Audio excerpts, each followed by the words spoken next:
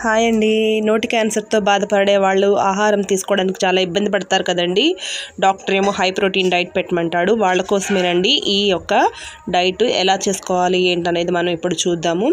ఇక్కడ నేను వచ్చేసరికి హాఫ్ కేజీ పిస్తా తీసుకున్నానండి, హాఫ్ కేజీ పచ్చజొన్నలు తీసుకున్నాను, అలాగే ఒక హాఫ్ కేజీ వచ్చేసరికి పచ్చ పెసలు తీసుకున్నాను. నేను ఇవాళ వీటిని ఇలా డైరెక్ట్గానే వేసేస్తాను.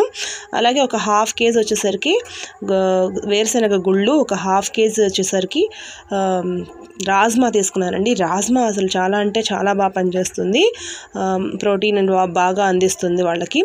అలాగే హాఫ్ కేజీ బాదము, కందిపప్పు వచ్చేసరికి ఒక కేజీ తీసుకున్నాను, అలాగే ఎర్ర కందిపప్పు ఒక అర కేజీ, అలాగే గోధుమలు ఒక అర కేజీ తీసుకున్నాను, అలసందులు లేదా బొబ్బర్లు అంటారు వీటిని, ఇవి ఒక అర కేజీ తీసుకున్నాను. అంతేకాకుండా ఆ ప్లేస్లో మనం సోయాస్ కూడా తీసుకోవచ్చండి, మన ఇష్టం. నాకు దొరికినవి అవే కాబట్టి నేను అవి తీసుకున్నాను. అంతేకాకుండా ఒక అర కేజీ రాగులు కూడా తీసుకున్నానండి. మనం వీటన్నిటిని కూడా చక్కగా ఒక్కొక్కటిగా వేయించుకుని దోరగా మనం పౌడర్ చేసుకోవడమేనండి. వీటితో పాటు వెజిటబుల్స్ లేదా లీఫీ వెజిటబుల్స్ కానీ మనం ఏది పెట్టాలనుకుంటే అది వాటితో పాటు యాడ్ చేసి జావలాగా చేయొచ్చు. ఇప్పుడు మనం వేయించుకుందాం వీటిని. ఇప్పుడు చూడండి, నేను ఎర్ర కందిపప్పు వేయిస్తున్నాను. చక్కగా దోరగా వేయించుకోండి. బాగా వేగాల్సినంత అవసరం ఏం లేదు, జస్ట్ మధ్యస్థంగా వేగితే సరిపోతుందండి. ఇప్పుడు నేను ఎర్ర కందిపప్పు ఒక హాఫ్ కేజీ అని చెప్పాను కదా, అవి వేయిస్తున్నాను. వాటితో పాటు తర్వాత కందిపప్పు కూడా వేయించాను. తర్వాత జొన్నలు, పచ్చజొన్నలు అండి ఇవి, వీటిని కొంచెం క్లీన్ చేసుకొని వేయించుకొని పక్కన పెట్టేసుకుందాము. రాజ్మా కూడా అంతే, వేయించుకుని పక్కన పెట్టేసుకుందాము. వేరుశనగ గుళ్ళు కూడా, వేరుశనగ గుళ్ళు, బాదం పప్పు, అలసందలు, పెసలు,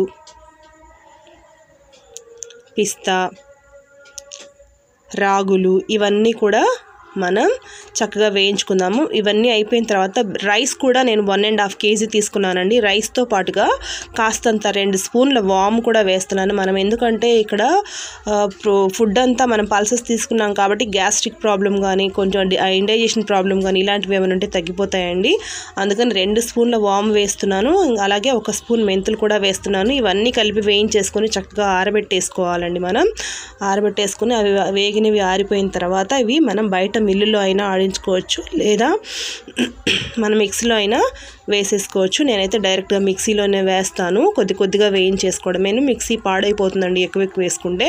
కొంచెం కొంచెంగా వేసుకుని పౌడర్ లాగా చేసుకోవచ్చు. మరీ బాగా మెత్తగా పౌడర్గా చేయకండి, అసలు తాగేటప్పుడు అంత రుచిగా అనిపించదు, నోటికి చుట్టుకుపోతూ ఉంటుంది.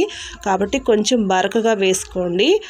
తర్వాత వీటిలో వెజిటబుల్స్ అవి ఎలా యాడ్ చేయాలనేది నేను ఇంకొక వీడియోలో మీకు చేసి చూపిస్తాను. ఇప్పుడు నేను మిక్సీలో పౌడర్ చేస్తాను. చూడండి, ఇదిగోండి, ఈ విధంగా మనం పౌడర్ లాగా చేసేసుకుందాము. ఇలా చేసేసుకొని ఒక కంటైనర్లో, ఒక స్టీల్ కంటైనర్లో స్టోర్ చేసుకుని పెట్టేసుకోండి.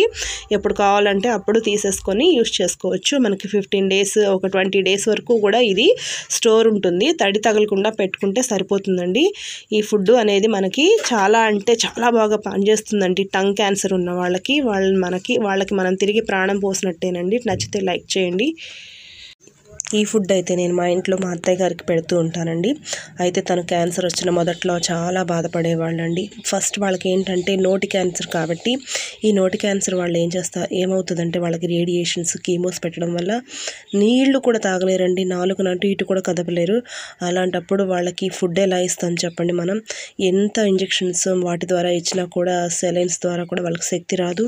డాక్టర్ హై ప్రోటీన్ డైట్ పెట్టమని చెప్తారు. హై ప్రోటీన్ డైట్ అనేది ఎగ్లోను, నాన్ వెజ్లోను దొరుకుతుంది కాబట్టి అవి అసలు పెట్టలేము. అన్నమే సరిగ్గా తినలేని పరిస్థితిలో ఉంటారు వాళ్ళు. అప్పుడు ఈ పల్సెస్ జావా అనేది చాలా యూస్ఫుల్ అవుతుందండి. వీటిలో మనం వెజిటబుల్స్, లీఫీ వెజిటబుల్స్ యాడ్ చేసిస్తే చాలా అంటే చాలా బాగుంటుందండి. వాళ్ళకి త్వరగా కోలుకుంటారు. వాళ్ళకి ఒంటికి కండ పట్టాలండి. కండ పడితేనే మళ్ళీ తిరిగి వెయిట్ గెయిన్ అవుతారు. వెయిట్ గెయిన్ అయితేనే వాళ్ళకి మళ్ళీ క్యాన్సర్ రిపీట్ అవ్వకుండా ఉంటుంది. ఖచ్చితంగా మీరైతే ట్రై చేసి చూడండి. మీకు కనుక ఎవరైనా తెలిసిన వాళ్ళు క్యాన్సర్ పేషెంట్లు ఉంటే ఈ ఫుడ్ని సజెస్ట్ చేయండి. చాలా యూస్ఫుల్ అవుతుందండి. ఇంతకు మించిన ఏ ఫుడ్ వాళ్ళు తినలేరు. జ్యూసు లేదా ఇది జ్యూసులు కూడా అన్ని రకాల జ్యూసులు తాగలేరండి. నాలుక నోరు పచ్చి పుండులా మారిపోతాయి. నేను దగ్గరుండి చూశాను కాబట్టి వాళ్ళ బాధని ఆలోచించి ఈ విధంగా చేయడం జరిగింది. మీరు కూడా ట్రై చేయండి. ఇది చాలా అంటే చాలా బాగా పనిచేస్తుంది. వెంటనే ఆపేయాల్సిన అవసరం ఏం లేదండి. మనం తర్వాత వాళ్ళు అన్నం తినగలిగిన స్టేజ్కి వచ్చిన తర్వాత కూడా ఇది కూడా ఇవ్వండి. రోజుకి 2 సార్లు ఇలా ఇస్తూ ఉండడం వల్ల నాన్ వెజ్ అనేది పెట్టకూడదు అంటున్నారండి. కొంతమంది పెట్టచ్చు అన్నారు, కానీ నేను నాన్ వెజ్ ప్లేస్లోనే ఇది తీసుకున్నాను. మీరు ట్రై చేసి నాకు కామెంట్ చేసి పెట్టండి. Thank you friends.